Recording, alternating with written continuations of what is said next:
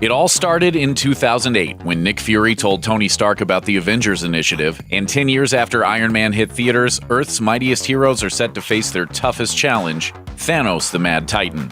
Directed by Joe and Anthony Russo, Avengers Infinity War will feature at least 76 characters, be Marvel's longest movie to date, and revolve around 6 mysterious stones. Well, 7 if you count Deadpool's continuity gem, which they won't. It's a lot to keep track of, so if you need a primer to prepare for history's biggest superhero movie, here's everything you need to know before seeing Avengers Infinity War. Who is Thanos?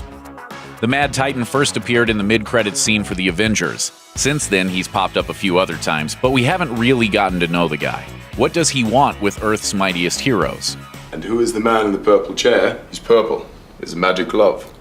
Doesn't like standing up. In the comics, Thanos is a member of the Eternals, a race of genetically engineered superhumans who colonize Titan, Saturn's largest moon. Incredibly intelligent, uber-powerful, and born deformed thanks to a mutant gene, Thanos is absolutely obsessed with death, the actual personification of death. Hoping to win her love, Thanos destroys half the universe with the help of the Infinity Gems.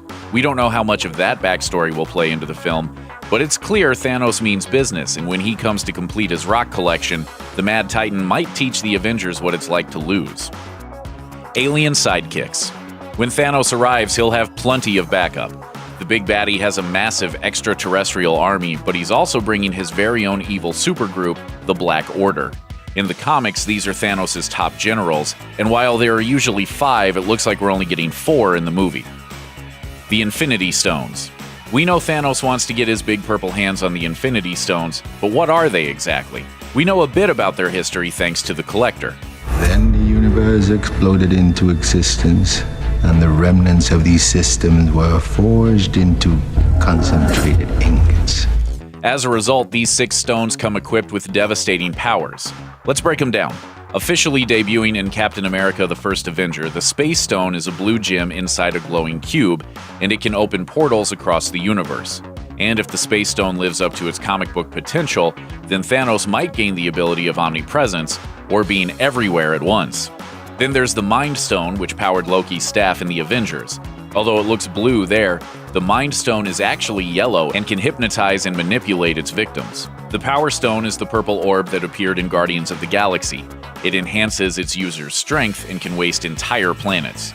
In the comics, it also supercharges the rest of the stones, making them all more powerful. Green, and stored inside a magical locket, the Time Stone showed up in Doctor Strange and grants its user the ability to reverse time and create time loops. Dormammu, I've come to bargain. You cannot do this forever. Actually, I can. The most perplexing gem is the Reality Stone.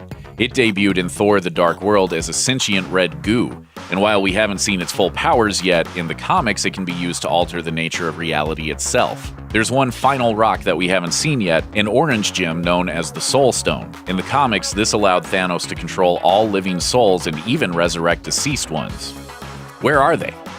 According to the Infinity War trailers, Thanos will definitely get the Space Stone and the Power Stone, so where are the rest of the stones? Doctor Strange placed the Time Stone inside the magical compound of Kamar-Taj, and following the events of Thor: The Dark World, the Reality Stone was given to the Collector. Though after the explosive events of Guardians of the Galaxy, who knows if he still has it. And then there's the Mind Stone, which has been everywhere. In Age of Ultron, the Mind Stone ended up in Vision's forehead, granting him the ability to fly, shoot lasers, and walk through walls. As for the Soul Stone, nobody knows where it's hiding. There are plenty of theories being kicked around. Maybe Heimdall has it. Maybe it won't show up until Avengers 4, or maybe Thanos has had it all along. Torn Avengers. By the end of Captain America: Civil War, the Avengers were still split. Captain America has given up the shield and his star-spangled identity and gone on the run. Tony Stark, on the other hand, is still working with Vision and War Machine, and the Russo brothers promise Infinity War will grapple with the results of the last Captain America movie. If the Avengers hope to defeat the Earth's extraterrestrial threat, they'll have to put personal differences aside. Guardian grudges. Star-Lord and his band of misfits will finally meet the Avengers in Infinity War, and really, this battle against Thanos is far more personal for the Guardians than it is for the rest of the heroes. Nebula and Gamora were adopted by Thanos as kids and turned into super assassins. Nebula has grown up hating Thanos, and getting revenge against her stepdad is Nebula's #1 priority. I will hunt my father like a dog, and I will tear him apart slowly. piece by piece. Drax the Destroyer is also on the hunt for Thanos because he had Drax's family slain. And with her own dark past involving Thanos, Gamora isn't a big fan of her adoptive father either. When Thanos took my home world, he killed my parents in front of me. He tortured me, turned me into a weapon. Seeing Scarlet. Chances are pretty good the Vision won't make it out of Infinity War alive, considering Thanos wants the Mind Stone and it's lodged squarely in Vision's forehead. The Scarlet Witch also got her psychic powers from that particular gem, so maybe that's why she and Vision get along so well.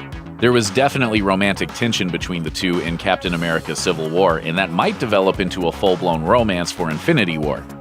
Elizabeth Olsen told Nerdist that her Infinity War performance is her most emotional arc in an Avengers movie. It's a love affair that lines up with the comics, and it'll be interesting to see how the two pull off this star-crossed affair, considering they were on different sides in Civil War. Of course, their romance will make it way more painful if the Black Order rips that rock out of Vision's head. First meeting. Thor Ragnarok saw the Hulk and Thor on a different path from the rest of the Avengers, and in a different part of the universe. And as the film came to an end, things took a very dark turn. Meek, where are you from? Oh, Mick's dead. Oh. Yeah, and I accidentally stomped on him on the bridge. Nope, not that. In Ragnarok's mid-credit sequence, the Asgardians were dwarfed by an ominous warship. MCU producer Kevin Feige confirmed that the craft is the Sanctuary 2, Thanos' flagship. Chances are good that Thanos will capture the Asgardian ship, probably to steal the Space Stone that Loki most likely snatched from Odin's throne room. Homefront. Wakanda was once thought of as a third world country, until it turned out to be super high-tech thanks to a particular resource.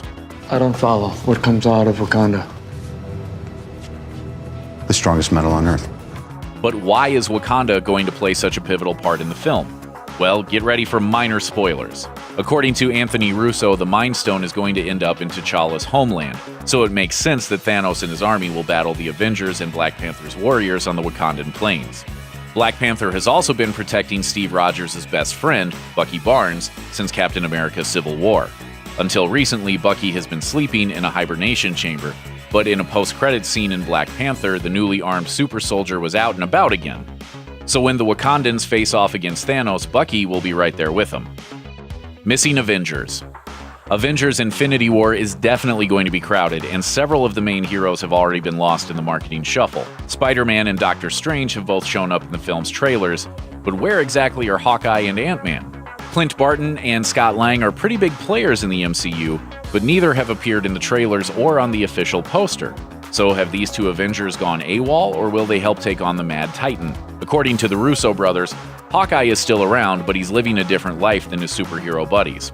As they explained, Hawkeye's on his own journey in this movie. He has a unique reaction to the Civil War situation that puts him in a special spot in this film. As for Ant-Man, Film reports that he'll show up in the film, and Paul Rudd is listed on the cast list. So maybe the tiniest Avenger is lurking in the trailers somewhere, but we just can't spot him. He could even be inside someone's suit. Who's speaking? It's your conscience. We don't talk a lot these days. Thanks for watching. Click the looper icon to subscribe to our YouTube channel, plus check out all this cool stuff we know you'll love too.